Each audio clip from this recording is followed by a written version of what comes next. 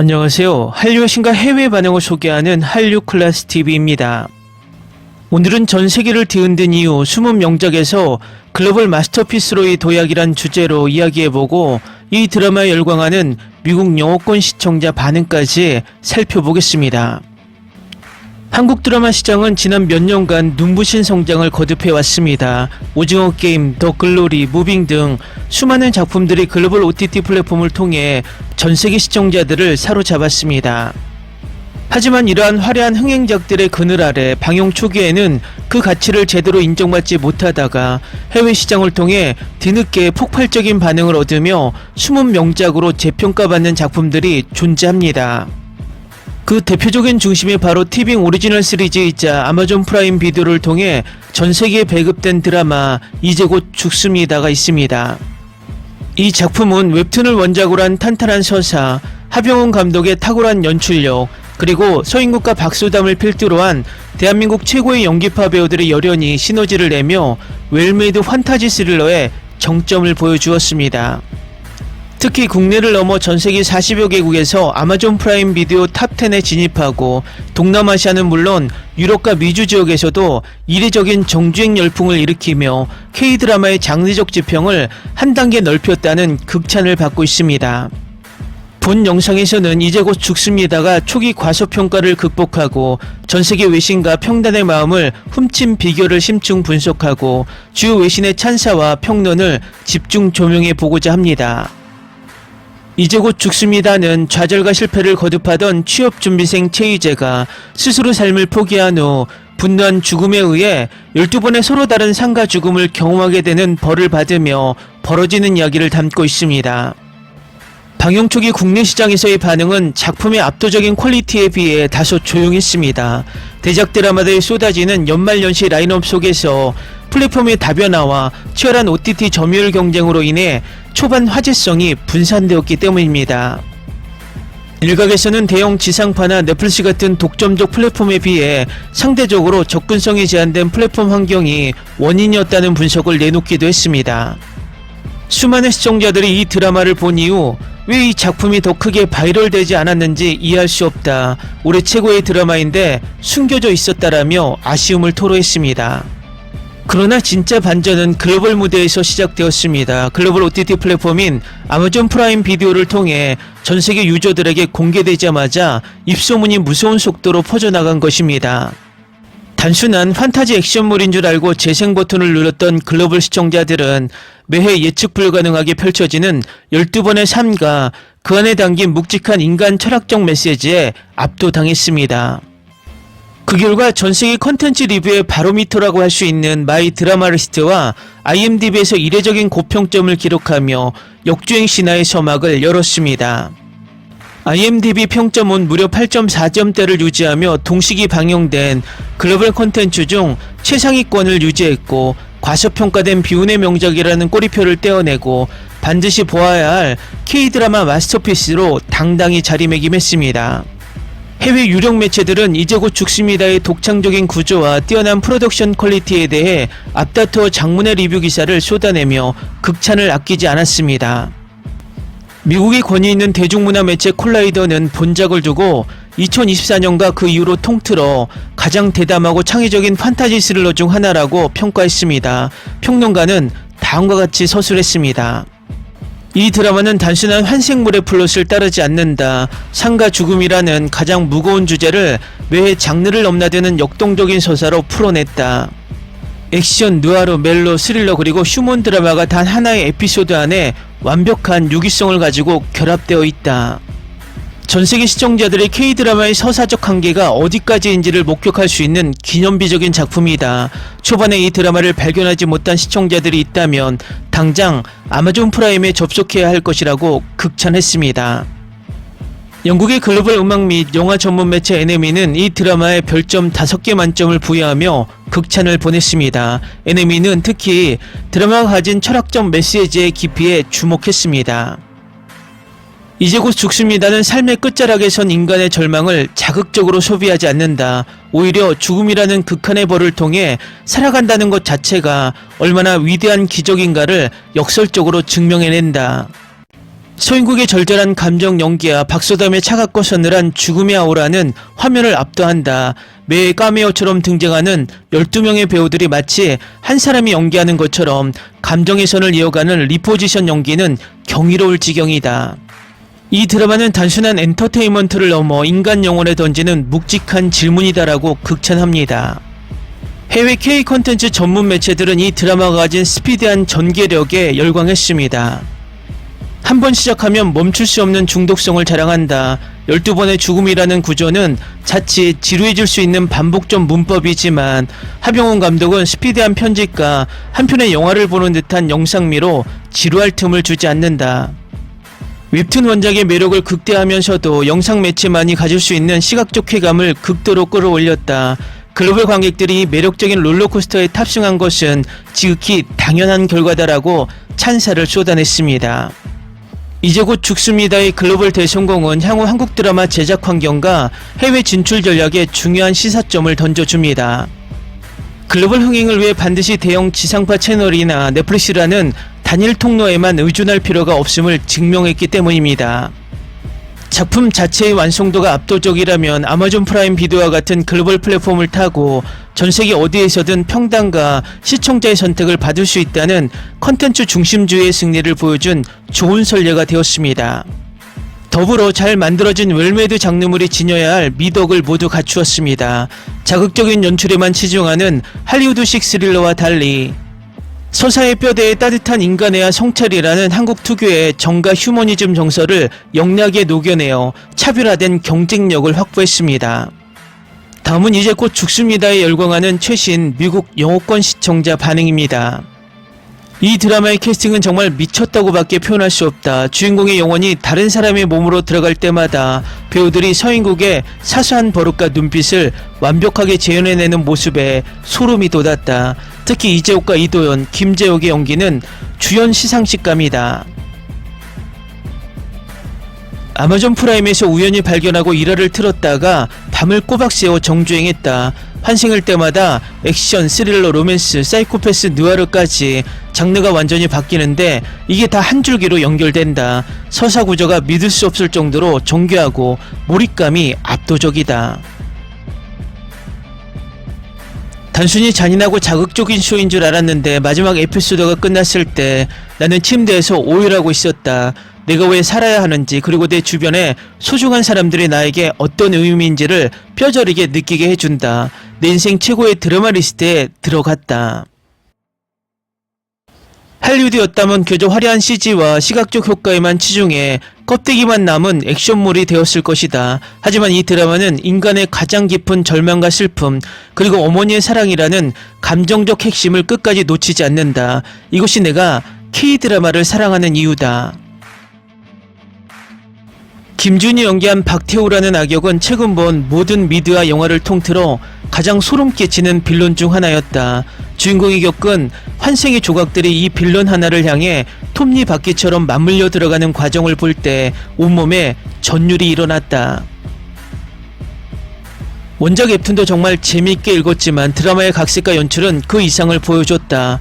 웹툰의 설정을 현실적이고도 잔혹하면서도 유기적으로 엮어냈고 시각적 연출은 극장용 영화 수준이다. 하병훈 감독의 연출력은 천재적이다.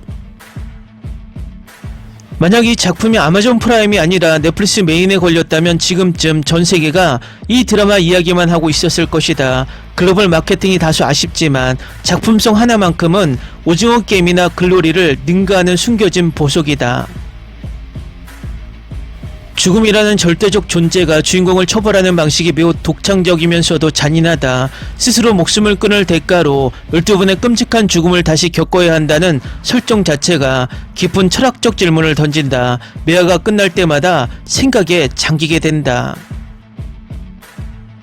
스토리뿐만 아니라 사운드 트랙과 효과음의 활용이 예술이다. 주인공이 위기에 처하거나 반전이 일어날 때 흐르는 음악들이 심장을 뛰게 만든다. 시각적인 잔혹함을 넘어서 청각적으로도 시청자를 완전히 압도하는 영리한 드라마 기획이다. 요즘 미드들은 쓸데없이 질질 끌어서 지치게 만드는데 이 드라마는 8부작 동안 단 한 장면도 버릴 게 없다. 전개 속도가 마치 폭주기관차 같아서 멈출 수가 없다. 질질 끄는 전개에 지친 미국인인 나에게 신선한 충격이다. 마지막 화에서 주인공이 마주하게 된 최종 환생의 정체를 보고 숨이 멎는 줄 알았다. 그동안 쌓아올린 빌드업이 감정의 폭탄이 되어 터지는데 가슴이 찢어지는 줄 알았다. 드라마를 보며 이렇게 크게 울어본 적이 언제인지 기억도 안 난다. 박소담이 연기한 죽음은 그야말로 신비롭고 공포스러웠다. 낮게 가라앉은 목소리와 감정 없는 눈빛으로 주인공을 몰아세울 때 매 순간 압도당했다. 그녀가 화면에 등장할 때마다 극의 공기가 차갑게 얼어붙는 것 같았다. 자칫하면 뻔하게 교훈적인 메시지로 전락할 수 있는 주제를 이토록 세련되고 짜릿한 스릴러로 풀어냈다는 게 놀랍다. 죄책감과 후회라는 인간의 감정을 판타지적 플롯으로 시각화한 방식이 대단히 천재적이다. 격투기 선수나 형사 몸으로 환생했을 때의 오토바이 추격신과 격투 액션은 웬만한 할리우드 블록버스터 액션 영화보다 훌륭했다. 카메라 워킹이 굉장히 역동적이고 타격감이 화면을 뚫고 나온다. 기술적으로도 완벽한 작품이다. 서인국이라는 배우의 재발견이다. 찌질하고 나약한 청년의 모습부터 절망에 가득 찬 외침, 그리고 마침내 깨달음을 얻을 때의 깊은 눈빛까지 스펙트럼이 엄청나다. 그가 울부짖을 때 시청자도 그의 고통에 완벽하게 동화된다. 이슈를 다 보고 나자마자 가족들과 친구들 단톡방에 당장 아마존 프라임을 켜고 이거 보라고 난리를 쳤다. K드라마를 한 번도 안 본 미국 친구도 내 추천으로 보더니 인생작이라며 고마워하더라. 더 많은 사람들이 이 마스터피스를 알아야 한다. 시즌2를 억지로 쥐어짜기 위해 떡밥만 남기고 엉성하게 끝나는 미국 드라마들과 달리 아주 완벽하고 깔끔한 기승전결을 보여준다. 엔딩 크레딧이 올라갈 때 깊은 여운과 함께 밀려오는 만족감은 이루 말할 수 없다. 기생충 오징어 게임 더 글로리에 이어 또 한 번 한국 콘텐츠가 전세계 평단을 뒤흔들 자격이 있는 작품을 내놓았다. 이 정도의 창의성과 연출력, 배우들의 미친 연기 앙상블이 결합된 드라마는 전세계 어디에서도 찾기 힘들 것이다. 댓글 반응 잘 보셨나요? 이 드라마의 초기 국내 시장에서의 과소평가는 결국 글로벌 무대에서의 눈부신 독주를 위한 추진력이었을 뿐입니다. 이제 곧 죽습니다는 단순한 오락용 드라마를 넘어 보고 난 후 삶을 대하는 태도를 돌아보게 만드는 깊은 여운을 남기는 작품입니다. 내 인생이 실패작인 줄 알았는데 그저 내게 주어진 삶을 제대로 사랑하지 못했을 뿐이었다는 주인공의 고백처럼 이 드라마는 지친 현대인들에게 따뜻한 위로와 경종을 동시에 울립니다. 지금이라도 이 숨겨진 왕관의 주인을 알아보지 못한 시청자가 있다면 당장 이 위대한 여정에 동참해보기를 권합니다. 외신들의 극찬은 결코 과장이 아니었으며 이제 곧 죽습니다는 K드라마 역사에 오래도록 회자될 진정한 마스터피스입니다. 오늘은 환타지 사극의 종주국이 무너졌다. K환타지가 글로벌 1위에 오르자 중국 언론들이 일제히 충격과 경악을 했다는 소식과 이 드라마를 불법 시청하며 자괴감에 빠진 중국 반응까지 살펴보겠습니다. 한국의 환타지 사극 환혼이 넷플릭스에서 사극 환타지 장르 누적 시청 시간 전세계 역대 1위를 차지하며 그동안 아시아 시장을 장악해온 중국의 선역극과 사극을 완전히 밀어내자 중국 언론과 문화계가 거대한 충격과 위기감에 휩싸였습니다.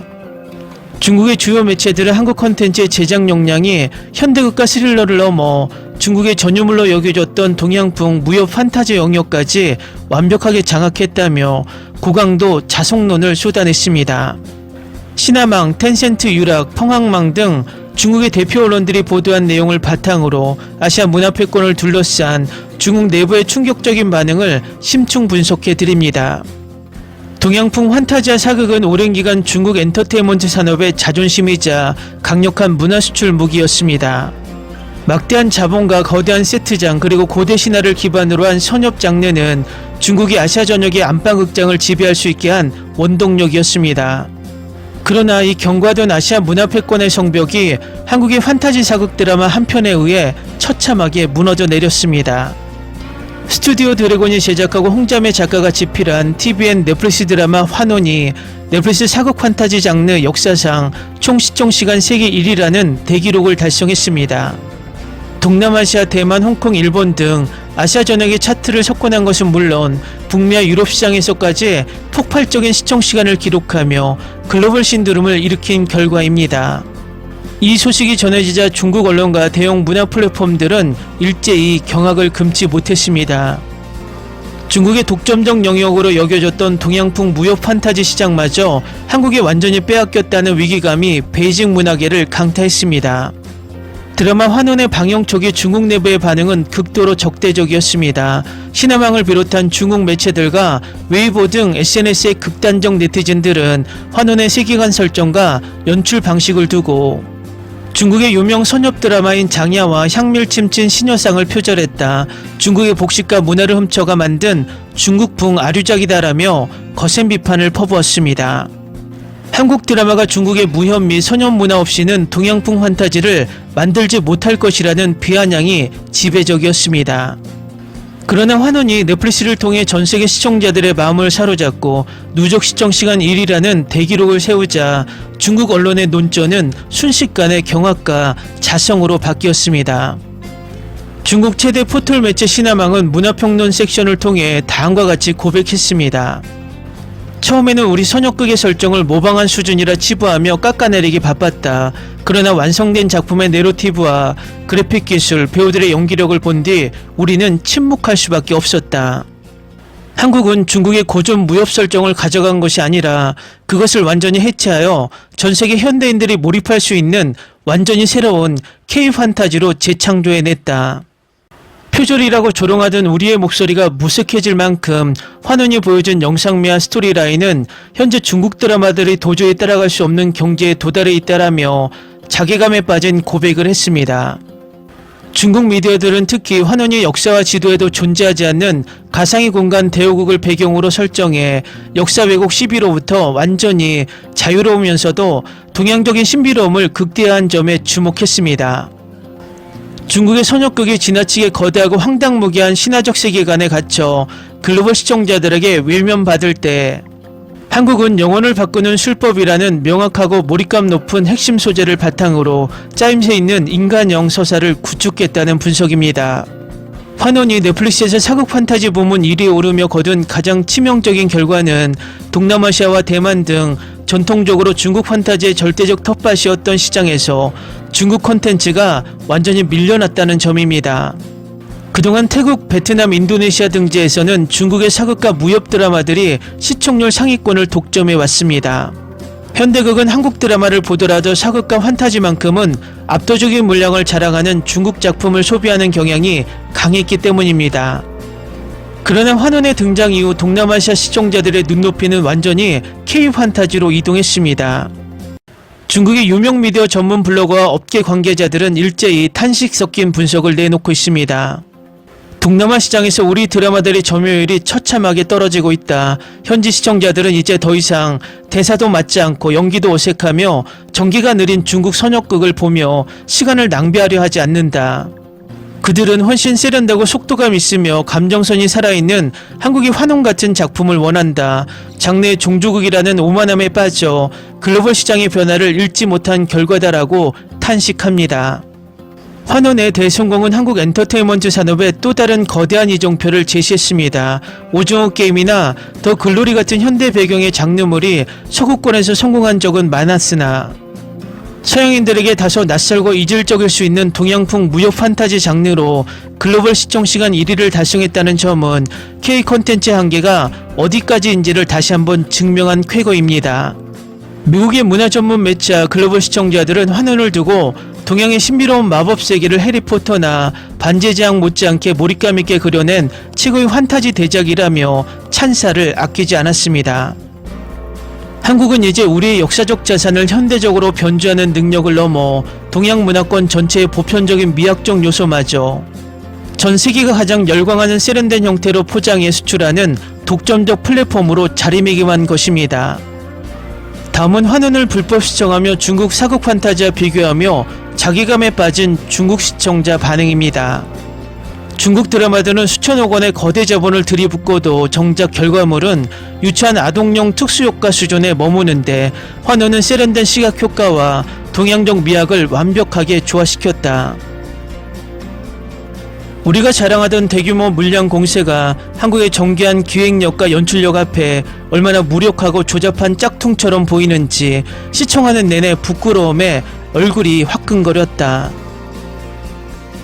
환원술이나 영혼 가출 같은 흥미진진한 가상 판타지 설정을 중국에서 대본으로 썼다면 미신 조장과 역사 왜곡이라는 명목으로 심의 단계에서 즉시 쓰레기통에 버려졌을 것이다.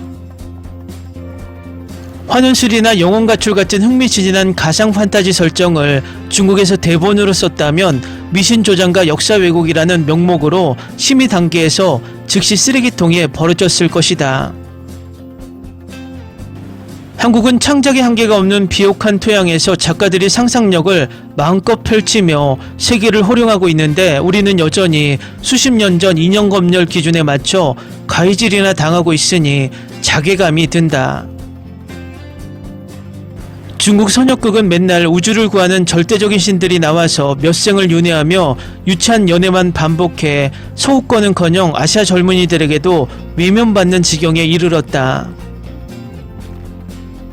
반면 환호는 기맥이 막힌 도련님과 약해진 살수의 영혼이 사제관계로 만나 서로를 구원하고 성장하는 촘촘한 서사를 보여주니 몰입감의 차원이 다를 수밖에 없다. 우리 환타지 사극은 투자금을 회수하겠다고 쓸데없는 조연들의 이야기와 영양가 없는 대사로 분량을 늘려 보통 50에서 70부작까지 질질 끌다가 시청자들을 지치게 만든다. 환호는 매회 팽팽한 긴장감과 반전, 치밀한 복선을 글로벌 OTT 리듬에 맞춰 속도감 있게 전개하니 한 번 보면 멈출 수가 없어 중두를 보던 내 인내심이 아까울 정도다. 처음에는 우리 드라마 장르의 설정과 연출을 베꼈다고 SNS에서 죽어라 비난했는데 작품이 뒤로 갈수록 보여준 독창적인 내러티브와 완벽한 마무리를 보고 입을 다물었다. 단순히 클리셰 몇 개가 겹친다고 한국을 짝퉁이라 조롱하기엔 환원의 완성도가 현재 중국의 그 어떤 선역극보다 훨씬 고결하고 위대하다는 사실을 인정할 수밖에 없다. 중국 사극은 남녀 주인공 배우가 달라도 목소리는 맨날 똑같은 유명 전문 성우들이 더빙을 도맡아 연기의 몰입도를 깨고 캐릭터의 개성을 완전히 지워버린다. 환원의 배우들은 격한 액션을 소화하면서도 본인들의 날것 그대로의 목소리와 호흡으로 감정선을 대사 한마디에 실어 보내니 감동의 깊이가 다를 수밖에 없다. 태국이나 베트남 친구들이 전에는 중국 사극을 많이 봤는데 이제는 다들 넷플릭스로 환원을 보며 한국 술사들의 도술과 한복 스타일의 복식에 열광하고 있다. 중국 드라마 속 여주인공들은 왜 항상 빽빽 소리만 지르고 남주인공의 보호만 받는 무능하고 유약한 존재로만 그려져 시청자들의 고구마를 유발하는지 모르겠다. 낙수처럼 천하를 호령하던 살수의 영혼이 약한 몸에 갇혔어도 주도적으로 운명을 개척하고 남주를 가르치는 환원의 강인한 여성 서사는 정말 신선한 충격이었다. 로튼 토마토나 서구권 커뮤니티에서 서양인들이 환원을 동양판 해리포터, 반지의 제왕이라 극찬하며 동양의 미학을 한국 콘텐츠를 통해 학습하고 있다. 정작 고전무역과 신화의 종주국인 중국은 규제에 막혀 세계시장에 명함도 못 내미는데 한국이 우리 문화적 요소까지 세련되게 가공해 전세계 독점 브랜드로 안착시켰다. 중국 사극은 화면을 너무 밝고 하얗게 필터를 먹혀 모든 세트장과 복식이 싸구려 플라스틱처럼 보이고 현실감이 전혀 느껴지지 않는다.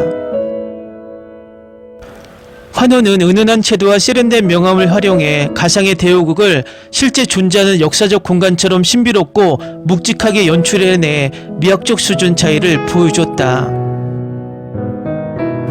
우리나라 트래픽 스타들은 연기력은 형편없으면서도 몸값만 천문학적으로 챙기고 액션 대역을 남발해 화면을 볼 때마다 몰입도가 깨지기 일쑤다. 환원의 젊은 배우들은 칼을 쓰는 정교한 검술 액션부터 감정 변화가 극심한 눈물 연기까지 온몸을 던져 소화해내니 작품의 품격이 살 수밖에 없다. 애국심으로 중국 사극을 본방사수하려고 노력해봐도 초반 10회만 지나면 늘어지는 전개와 뻔한 오해, 출생의 비밀 같은 클리셰 범벅이라 채널을 돌리게 된다. 반면 한우는 매해 예상치 못한 전개와 반전 그리고 적절한 유머 코드가 배치되어 있어 시청자를 쥐락펴락하는 대본의 힘이 무엇인지 똑똑히 보여준다. 중국은 실제 역사를 조금만 비틀어도 역사 왜곡이라며 방영금지를 때리니 창작자들이 역사 고증의 공포에 짓눌려 아무런 상상력도 발휘하지 못한다. 환우는 지도에도 역사에도 없는 대호극이라는 완벽한 가상세계관을 설정해 규제와 논란을 피하면서도 동양의 신비로움을 극대화했으니 정말 천재적이다. 우리 사극은 주연 2명의 연애를 돋보이게 하려고 주변 인물들을 무능하게 만들거나 오직 악행만 저지르는 평면적인 도구로 소비해 극의 흐름을 깬다.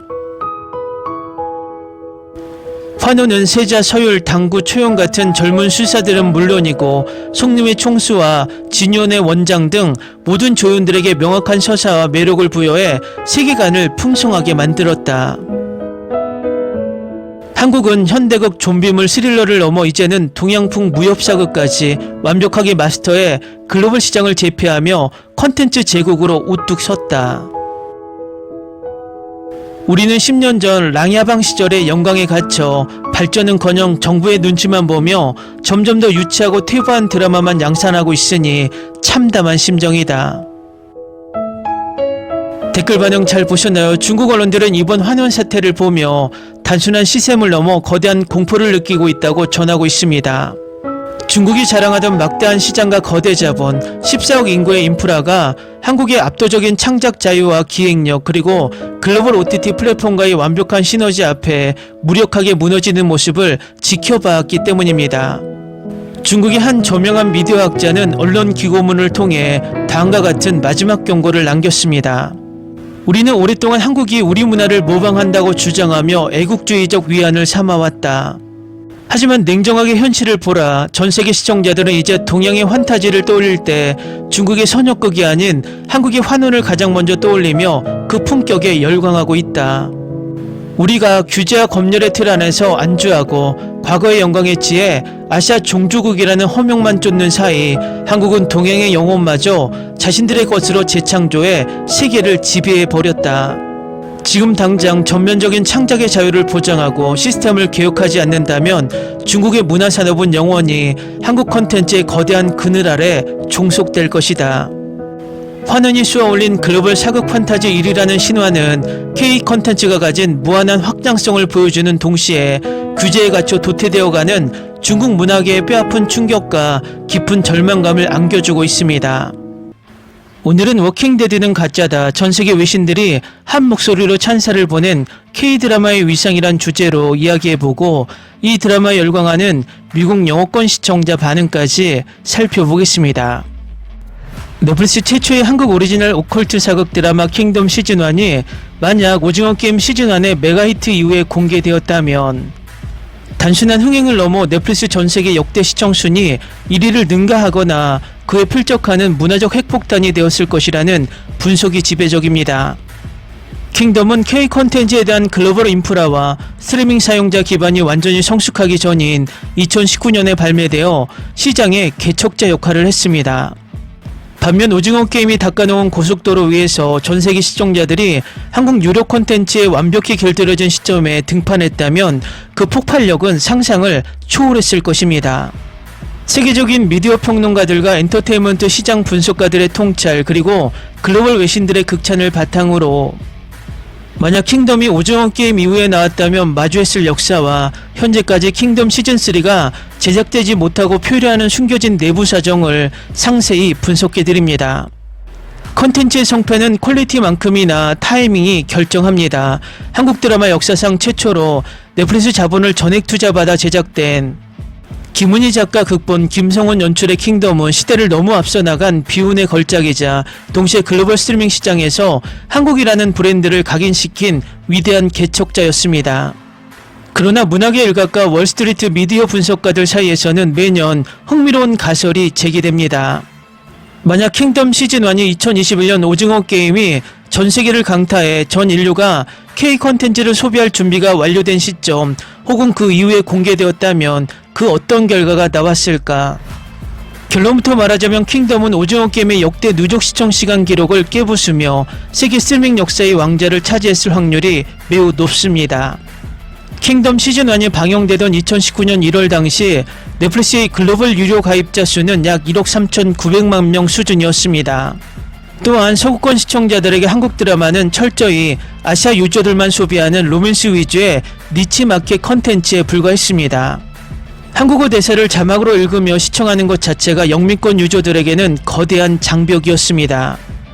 그러나 오징어 게임이 출시된 2021년 이후 시장은 180도 뒤집혔습니다. 넷플릭스 가입자는 2억 2천만 명을 돌파했고 글로벌 시청자들은 한국 콘텐츠는 믿고 본다는 강력한 신뢰를 갖게 되었습니다. 만약 이 황금기에 킹덤이 투하되었다면 다음과 같은 폭발적 시너지가 일어났을 것입니다. 오징어 게임은 한국의 데스게임이라는 비교적 매니악한 소재를 사회 비판적 시각으로 풀어내 성공했습니다. 반면 좀비는 전세계 할리우드 영화 미드 시장에서 이미 수십 년간 검증된 흥행 불패의 초메이저 장르입니다.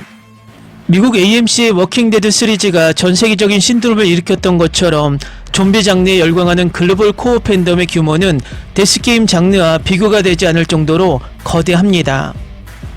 오징어 게임으로 한글 자막에 대한 거부감이 완전히 사라진 전세계 2억 명이 넘는 가입자들이 할리우드보다 훨씬 날렵하고 기괴한 조선시대 좀비들의 질주를 동시다발적으로 클릭했다면 그 누적 시청 시간은 오징어 게임의 기록을 가볍게 뛰어넘었을 장르적 파괴력을 지니고 있습니다. 해외 시청자들은 드라마를 보러 왔다가 조선의 아름답고 기묘한 모자 패션에 반했다며 아마존 등재에서 갓을 구매하는 유행이 일어났습니다. 전세계 인플루언서들이 조선의 도포를 입고 갓을 쓴 채 좀비처럼 달리는 킹덤 챌린지가 지구촌을 도배했을 것입니다. 컨텐츠의 미화가 흥행을 견인하는 현재의 OTT 생태계를 만든 최초의 드라마이기도 합니다. 킹덤은 단순히 좀비가 나와 사람을 물어뜯는 고우물에 그치지 않았습니다. 서양의 전유물이었던 좀비 아포칼립스에 동양의 아름다운 궁궐 미학, 그리고 정치적 탐욕과 민초들의 배고픔이라는 깊이 있는 철학적 주제를 결합해 타의 추종을 불허하는 고결한 작품성을 완성해냈습니다. 미국 매체 포브스는 워킹데드는 이제 킹덤을 보고 배워야 한다. 킹덤의 좀비들은 밤낮을 가리지 않고 숨이 막힐 정도로 무섭고 빠르게 질주하며 시청자들의 심장을 쥐어짜 오프닝부터 엔딩까지 스크린에서 눈을 뗄 수 없게 만든다. 아름다운 한국의 전통 풍경과 피비린내 나는 액션의 대비는 가히 천재적이다라고 극찬했고, 미국 할리우드 리포터는 의상, 세트피스, 비주얼 그래픽 모든 면에서 할리우드 블록버스터에 필적하는 압도적인 프로덕션 퀄리티를 자랑한다. 한국은 이제 전세계 장르물 마니아들을 지배할 준비가 끝났음을 이 6부작 드라마 한 편으로 만천하에 선포했다라고 찬사를 보냈습니다. 시즌1, 시즌2에 이어 전전을 주인공으로 내세운 프리퀄 스페셜 에피소드 킹덤 아신전까지 메가히트를 기록했음에도 불구하고 왜 현재까지 정식 속편인 킹덤 시즌3의 제작 소식은 감감무소식일까요? 팬들의 애를 태우는 이 기나긴 공백기 뒤에는 제작사, 플랫폼, 그리고 창작자 간의 복잡한 현실적 역학관계가 얽혀 있습니다. 시그널 시즌2의 제작 확정, 김은희 작가와 제작사 측이 오랜 수건 사업이었던 시그널의 속편 집필 및 오리지널 배우진 스케줄 조율을 최우선 순위로 배치하면서 킹덤 시즌3의 대본 작업은 자연스럽게 뒤로 밀릴 수밖에 없었습니다.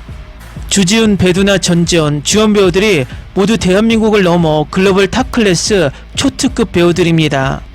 문제는 킹덤이 첫 선을 보인 2019년에 비해 현재 이 배우들의 글로벌 위상과 몸값은 수배 이상 치솟았다는 점입니다. 넷플릭스 입장에서는 가뜩이나 막대한 제작비가 드는 좀비 사극 장르에 배우들의 천문학적인 출연료까지 더해져 제작비 압박이 최고조에 달하게 됩니다. 게다가 이 바쁜 탑 배우들의 스케줄을 동시에 수개월 동안 비워 조선시대 세트장에 모아놓는 캐스팅 교통정리 자체가 현재로서는 불가능에 가까운 난제입니다. 2019년 당시 넷플릭스는 한국 시장 진입과 점유율 확대를 위해 킹덤의 제작비 제한이 없는 과감한 투자를 단행했습니다. 하지만 현재의 넷플릭스는 전세계 시장을 이미 독점한 상태이며 철저하게 가성비와 투자 대비 수익률을 따지는 구조로 시스템이 전환되었습니다. 반면 오징어 게임이나 더 글로리, 인간 수업 같은 현대 기반 장르물은 상대적으로 적은 비용으로도 폭발적인 글로벌 트래픽을 유도할 수 있습니다. 즉 넷플릭스 경영진 입장에서는 엄청난 예산이 투입되어야 하는 대작 킹덤3의 제작 승인 버튼을 누르기가 과거보다 훨씬 까다로워진 것입니다. 또 여기에 시즌1 프리퀄 아신전까지 제작한 A스토리는 넷플릭스가 모든 수익을 가져가는 구조를 개선하지 않는 한 제작에 참여하는 것을 꺼리고 있는 것으로 알려져 있습니다. 다음은 킹덤 시즌1에 열광하는 미국 영어권 시청자 반응입니다. 워킹데드가 수년째 질질 끌며 주던 피로감을 단 6회 만에 날려버렸다. 미국 좀비 드라마들은 시즌이 갈수록 생존자들끼리의 지루한 말싸움과 정치질로 변질되어 매너리즘에 빠졌는데 킹덤은 군더더기 없는 전개로 좀비물의 본질을 채웠다. 동양적인 궁궐 안에서 벌어지는 숨막히는 사투와 숨 쉴 틈 없이 몰아치는 좀비들의 기괴한 질주를 보면서 오랜만에 좀비 장르의 짜릿한 카타르시스를 제대로 느꼈다. 이것은 드라마의 수준을 넘어 매회 잘 만들어진 할리우드 영화를 보는 것 같다. 넷플릭스가 한국에 자본을 전액 투자했다더니 화면의 채도, 조명, 미술, 카메라 워크 하나하나가 아시아 기존 TV 드라마의 한계를 아득히 초월한 극장용 퀄리티다. 특히 피가 튀는 잔혹한 호러씬과 조선시대 특유의 수려하고 정적인 미장센이 묘하게 대비를 이루며 내뿜는 영상미는 시각적인 충격 그 자체였다. 굶주름이라는 인간의 본능을 역병과 연결한 대본의 깊이에 감탄했다. 서양 좀비들은 단순한 바이러스나 과학적 실험 부작용으로 발생해 날뛰는 무지성 괴물에 불과한 경우가 대부분이라 서사가 얕았다. 킹덤은 탐욕스러운 지배층 때문에 인육까지 먹어야 했던 백성들의 배고픔이 역병의 근원이라는 설정을 깔아두어 사회 비판적인 메시지까지 완벽하게 잡아냈다. 중화권 사극들이 반성해야 할 만큼 의상과 소품의 고증이 눈부시다. 대만이나 중국의 역사 사극들은 최근 지나치게 화려함만 쫓아 플라스틱 가짜 세트장과 조잡한 실크 옷으로 몰입감을 깨는 경우가 허다하다. 킹덤에 나오는 한복의 은은한 색감, 펄럭이는 도포에선 그리고 인물들이 쓴 기묘하고 아름다운 가세 디테일은 조선의 역사적 미학을 전세계에 알리기에 충분했다. 밤이 되자 좀비들이 깨어나 일제히 질주하는 장면에서 소름 돋았다. 느릿느릿 걸어다니는 서양 좀비들과 달리 킹덤의 좀비들은 관절이 꺾인 채 무서운 속도로 전력 질주하며 사람을 사냥해 공포의 밀도가 다르다. 배우들의 딕션과 연기력이 화면을 뚫고 나올 정도로 압도적이다. 주주인의 고뇌하는 세자 연기는 극의 중심을 단단히 잡고 있고 유승용의 탐욕스러운 조학조의 연기는 등장할 때마다 숨막히는 압박감을 선사한다. 가장 한국적인 요소들로 가장 세계적인 장르물을 창조해낸 기획력이 부럽다. 언뜻 보면 어울리지 않을 것 같은 조선시대 왕실이라는 역사적 배경과 서양의 좀비라는 이질적인 소재를 이토록 유기적으로 결합할 수 있을 줄은 몰랐다. 음악과 사운드 이펙트가 공포와 긴장감을 극대화하는 신의 한 수다. 조선 전통악기를 활용한 듯한 묵직하고 기괴한 배경음악이 깔릴 때마다 심장이 쿵쾅거리고 그게 음산한 분위기가 배가 된다. 어둠 속에서 좀비들이 뼈를 꺾으며 거친 숨소리를 내고 다가오는 음향 효과는 헤드폰을 끼고 들으면 공포영화 그 이상의 몰입감을 선사한다. 엑스트라 좀비 배우들의 신체 연기는 가히 예술적인 경지다. 화면 구석에 지나가는 좀비들조차 대충 연기하는 법이 없고 목이 꺾이거나 기오는 동작 하나하나가 진짜 괴물처럼 정교하게 연출되었다. 한국의 제작진이 좀비 역할을 맡은 무명 배우들의 안무와 신체 훈련에 얼마나 엄청난 공을 들였는지 화면을 통해 프로페셔널리즘이 그대로 전해진다.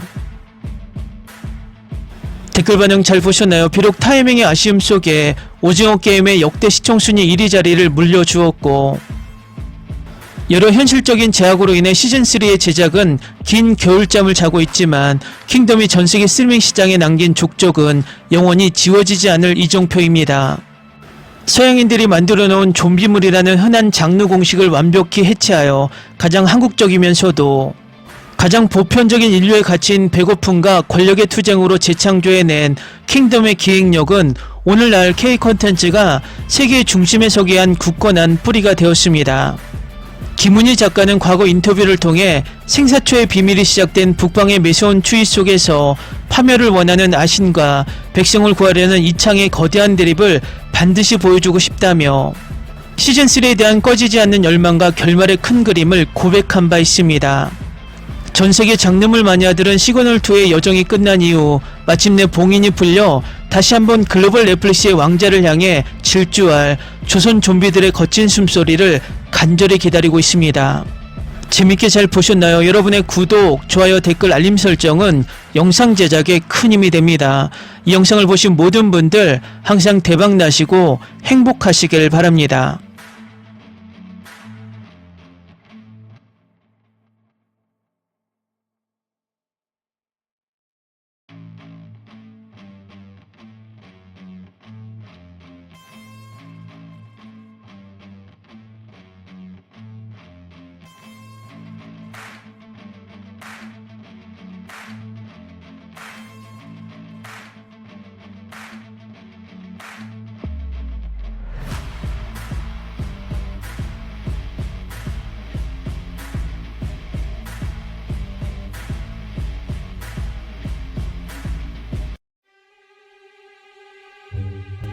Ni se te ocurra.